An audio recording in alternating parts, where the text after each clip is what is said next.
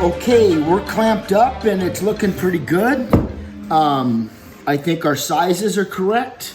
We checked it over there with the door one more time. Bingo.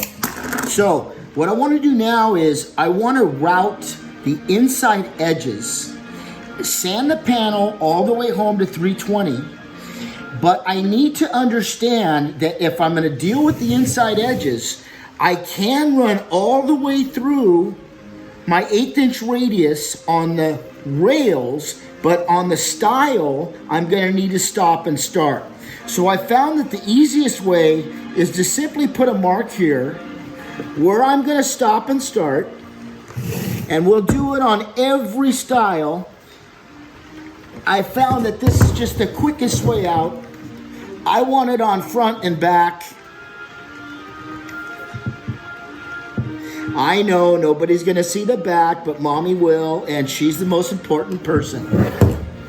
Okay, let's go route it.